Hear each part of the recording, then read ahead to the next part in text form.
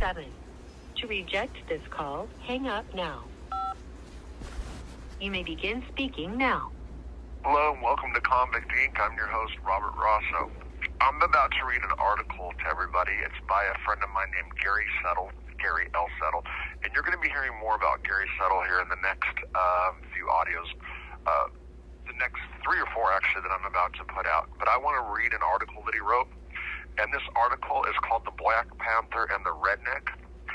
And it was posted, I believe, in a paper up in San Francisco. It's also on Facebook, so you guys can find it out there. And I hope that I can read this good. I mean, sometimes I have problems. I do have a little bit of dyslexia, it seems like, or whatever. Doing these audios, like I said repeatedly, I just can't get words out. It's crazy. But let me try to go ahead and do this. So this is, like I said, The Black Panther and the Redneck. It's by Gary Settle. By the way, Gary Settle, famous in the feds for an escape attempt back in the early 90s with the actor Woody Harrelson's dad. But you'll hear more about Gary. Anyway, here we go. History seems to indicate that stereotyping and mistaken perceptions have led to many of the problems people have faced and many we have not. When someone or even something is manipulated to seem to be an accurate or truthful representation of the whole category, then dishonest, unjust treatment can thrive. This is a particular problem for advocates of criminal and social justice reform, and especially for incarcerated individuals. During these three plus decades, I have been incarcerated in just about every instance where the entertainment industry or the media portrays criminals, prisoners, or correctional facilities. They usually follow this pattern. The recently released criminals are savages who have no other thought than to rampage across the communities. The prisoners are violent, virtual racists who can't decide whether to kill or rape each other. And the prisons are simmering cauldrons of rage and racial tension. Unfortunately, there are true examples in all these categories that fit that narrative, but a closer look at the percentages will show that those scenarios are outliers. With that image so prominent, it is no surprise that the public perception of criminals and prisoners is what it is. It is also why getting real fundamental change and reform can never seem to gain traction. I have been housed in some of the most violent, high-security prisons in the country, and I will tell you now that those things have happened. People have been released and convicted of horrific new charges, and people have been killed, and racial tensions have boiled over. But those things are so outside the norm that the stories and myths of them reverberate down throughout the years. The reason vast majority of released prisoners are sent back to prison is because of technical violations of the conditions of their supervised release, not murderous rampages. As for homicidal tendencies and racial animosity, as I said, it happens and exists, but in my experience in federal prisons, even in high security prisons, a sense of balance or equilibrium usually prevails. Prisoners generally have more problems dealing with conditions of their confinement and the separation from their friends and family and from society as a whole than seeking conflict and controversy with other prisoners. More often than not, we get along. But the type of narrative is not deemed titillating or engaging enough, and so it does not get the coverage the outliers do. Here I wanted to submit another type of narrative, one that goes against the stereotypes and perceptions I have been railing against, and one that more closely follows my experiences. This is a story of the seemingly unlikely friendship that has developed between two of my friends. Some of the details of their peculiar situation should also be viewed as indictments of the criminal justice system and can be used as examples of how and why this system is so flawed. To begin, in 2018, I was transferred from a maximum security prison to a prison hospital. I had been diagnosed with cancer and was sent there for treatment. I was housed on the oncology ward on the 4th floor where I began my treatment. It is there I met both halves of this odd couple, which is only accurate as a surface perception. Using age to determine the order, I began here. Mr. Robert Day was only 83 when we first met. We first became acquainted, and he was undergoing cancer treatment when I arrived. Someone introduced us, and we quickly learned that we had several important similarities. We both were sentenced to very long sentences for bank robbery, and both believed that Louis L'Amour is one of the finest American writers ever. This call is from a federal prison. Even then, Bobby had a difficult time getting around, so when I made my bi-weekly journey to the prison library, I would pick up a few examples of Louis L'Amour's literary genius for him. Our friendship progressed from there. During my own cancer treatment, it was also determined that I required double knee replacement. After having my right knee replaced, I had to go to the third floor for physical therapy sessions. It was there that I met Mr. Veronza Bowers, or as he is known, Dowd. He was only 73 when we first got acquainted, and I cannot speak for how discerning he is about literature masterpieces because it never came up. I cannot speak of how discerning he is. Okay, I'm sorry. What I can speak about is how striking his presence is. He was at the prison hospital for a hip replacement, and we ran across each other. It felt like I already knew him. We struck up a conversation that revealed my mutual friends and acquaintances. I have also mentioned situations that have engendered stories and myths or even legends here. Dowd and I fast became friends. He was and is a sympathetic ear, an understanding soul of a fountain of calm. If I skip on a description of myself here, it's because this is their story. All the information you need is that I require all three very badly. I was adjusting poorly to, among other things, the new environment of my thoughts. Let me just say something real quick. He was adjusting, Gary, the author, was adjusting badly from going to a maximum security prison to the prison hospital. It's a big culture shock. Okay, let me continue. We spoke as often as we could, and I benefited from him every time. When I began my activities that have been written about before, he was one of the biggest supporters. Besides moral support, he contributed viewpoints and opinions that helped tremendously as I became more involved in that work. Side note, I'll talk about his work advocating with families against mandatory minimum later. Let me continue. As it turned out, all three of us would wind up here at the prison down the road from the prison hospital. FCI Butner 1, by the way. Before I get into the crux of the story, a little history in order. Mr. Robert Day was born in East Texas. He thinks around 1935. It sounds like his upbringing and background was typical for rural Texas in those years for a church-going, God-fearing, working-class family. Segregation, government mandated and otherwise, was the way things were, and as with many people, Bobby was never of the mindset of situation for that change. Bobby is basically a career criminal. On this, when he was sentenced to 50 years at age 67, he was labeled the grandpa bank robber.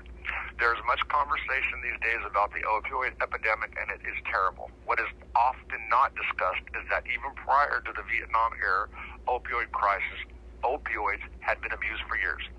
Bobby first began using heroin when he was 16, and that This call is from a federal prison.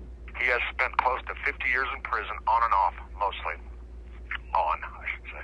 A good part of that time was spent in Texas state prison systems of many years ago, where there was also, administratively mandated and otherwise, racial segregation.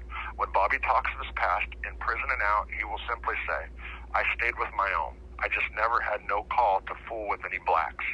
As I discussed in telling this story with Bobby and received that answer and the information I'm sharing, I asked, so, essentially you are a redneck peckerwood from East Texas. His response was, pretty much. The other half of this unlikely pairing, Dowd, was born in Oklahoma in 1946. For purposes of this story, I asked his heritage. His description was that he is of African, Cherokee, and Panamanian descent. Dowd, a member of the Black Panther Party, was arrested in 1973.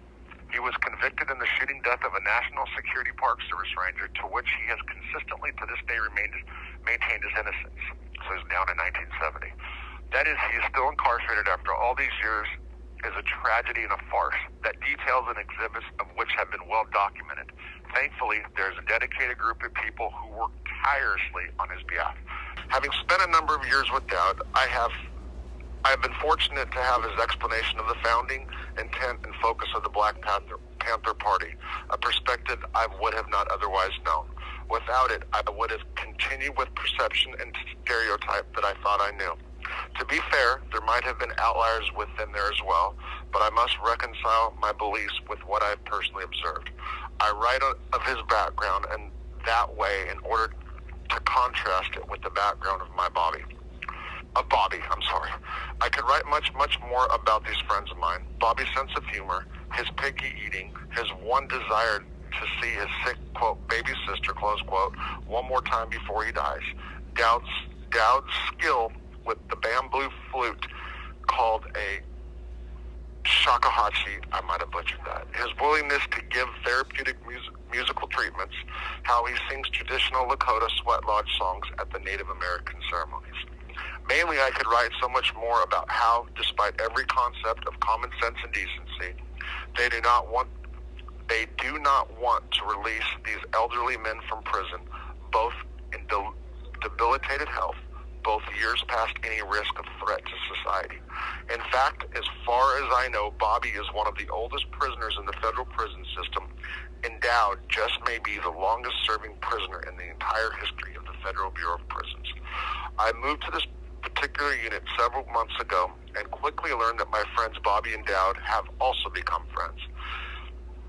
It was in my first few hours in the unit that Bobby approached me and told me the story of how they met. Either his memory is not great or he is moved by their friendship. He repeats the story to me at least once a week. Maybe it's a little of both. After my description of him and his background, you can understand the grammar and supply the accent. Well, when I first moved to this unit, I had this deal that needed to be copied, and I asked around someone, and someone said, "Ask that black fellow over there. He's good at that sort of thing." Now, you know me, Gary. I generally don't cross that line or mess with those blacks. I just never did. Anyhow, I needed that deal taken care of, so I asked him anyhow. He just looked at me and said, "Okay." And just like that, he took care of it. And from there on, we sort of clicked, and now we have become the best of friends that I've ever had. The years have weighed heavily on both men. Bobby needs a cane, and Dowd uses a walker. Bobby is essentially blind, and his hearing is going, and to be frank, so are his faculties. He often loses track of time and tires easily. Dowd sees more than most, and his mind is sharp. But from speaking to both men, they are both just worn out from all these years in prison. From personal experience, from walking that ground, I understand also. From also having no realistic or foreseeable off-ramp to the sentence, I understand. To these two men together throughout the course of a day bring a smile to my face. I'm sorry, my bad. Seeing these two men together throughout the course of a day bring a smile to my face. Here I'll just give you snapshots of those moments. By any standard of decency, Bobby would be in hospice or at the minimum an assisted living community. Here, his caregiver and assistance at living is Dowd. I sometimes just sit in my wheelchair and listen to the negotiations as they debate what and when Mr. Robert Dowd should take for his lunch. His position is that a handful of Cheetos constitutes a balanced meal. Dowd usually convinces him to eat at least a little something substantial. Bobby naps often but briefly. When I see him leave his cell afterwards, he invariably is looking for Dowd. As I wrote, he is essentially blind. All he can see is shapes. He will navigate his way towards the shape of a walker, and unfortunately, there are many walkers in this unit. But everyone knows who he's looking for, and they give him directions to find Dowd. I also wrote about Dowd playing the shakuhachi, and there are examples out there of his ability, I guess online. Every night around 8, he can be found in Bobby's cell, playing his nightly musical treatment. I say treatment because Dowd's playing is targeted and therapeutic in nature. Sometimes I slide in to listen and observe. Bobby is in his bed by this time, his teeth out, glasses off. When Dowd plays, Bobby is in kind of a trance. He appears at peace with the universe and lets go of his worries about his sister and his mortality for just a little while. I can go on in this way for some time and never truly portray what I've seen between these two. Not only are these men great true friends, they are friends to us all. Every night Bobby makes his rounds to say goodnight to his friend Dowd. So, that's the end of it, guys. like I said, this is online. It was published in the paper. You're going to be hearing more about Gary Settles in the next audios. Gary Settle, again, attempted escape out of the United States Penitentiary in Atlanta back in the early 90s with the actor Woody Harrelson's father. Both men end up going to the ADX in Florence, Colorado. When I get out, hopefully Gary will get out too. He's got a compassionate release in the clemency end. The people at Family Against Mandatory Minimums are working tirelessly on efforts to get him out. Shout out to FAM for all the good work that they do. But you're going to be hearing more about Gary. This call is from a federal prison. There's some stuff, I should say, that was written about him and his efforts in here to help other inmates gain compassionate release. So many of you know that I do legal work. Many of you might have remembered that I said when I came here that I was planning on doing some work, and I have. I have done basically a little bit of assistance in different things, but nothing to, well, you're not supposed to profit. But anyway, but one of the reasons that I'm not doing other people's compassionate releases and stuff in here, majority of the time, is because Gary has helped about 40 or 50 inmates. He's put them with FAM, a nonprofit organization based out of Washington, D.C. He's put them with FAM, or Families Against Mandatory Minimum, who in turn puts these guys with attorneys, or gets these sick individuals attorneys. Again, Gary's been helping these guys, but yet he's the one person that can't get out. First-time offender, 170-something years, bank robbery. Again, I'll go in and I'll be talking about Gary in the days to come. I hope you guys enjoyed the story. I hope you can, at least I didn't butcher it.